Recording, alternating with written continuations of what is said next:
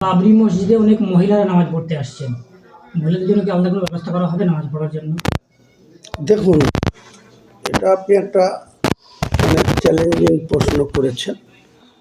আমি 6 তারিখে বাবরি মসজিদের ভিত্তি স্থাপন করার পর 6 দিনের মাথায় শুক্রবারে যেভাবে মানুষ আবেগপ্রবণ হয়ে ওখানে এসেছিলেন বা জুম্মা পড়েছেন, তারপরের জুম্মা গত 2 দিন আগে হয়েছিল, সেটাতেও যেভাবে পুরুষরা তো নামাজ পড়েন, মহিলারাও যেভাবে চলে আসছেন বিভিন্ন জায়গা থেকে, আমি তো কাউকে নিষেধ করতে পারছি না, কিন্তু দুটো জুম্মাতেই ডবল করে মানে নামাজ পড়তে হয়েছে।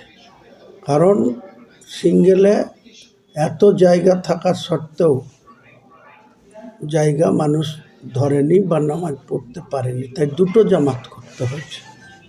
তো আগামী দিনে কি হবে, ইনশাল্লাহ এটুকুই বলবো যে যতদিন বাবরি মসজিদের কাজ চলবে, সম্পন্ন না হবে, ততদিন ওখানে জুম্মার নামাজটা হবে। আবার এখন তো দেখছি যে একজন ইমাম সে 5 ওয়াক্ত নামাজও পড়াচ্ছেন ওখানে। তো ওনারা পড়ালে আমার আপত্তির কিসের?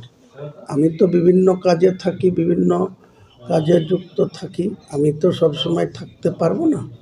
আমাকে বিভিন্ন কাজে, রাজনৈতিক কাজে, বিভিন্ন নিজের ব্যবসার কাজে আমাকে অন্য জায়গায় থাকতে হবে। যাদের উপরে দায়িত্ব, আরও বেশি করে দায়িত্ব প্রসারিত করব, আরও বেশি করে ইমাম সমাজের লোকদেরকে, যারা 5 ওয়াক্ত নামাজ পড়ান বা পড়েন, তাদেরকে আরও বেশি করে একটা শক্তপোক্ত বড় ধরনের একটা কমিটি করে দেব। নিশ্চয়ই দূর দূরান্ত থেকে যেসব মানুষ আবেগে আসছেন, বাবরি মসজিদের টানে আসছেন, তাদের যাতে কোনো অসুবিধা না হয় সেটা দেখব।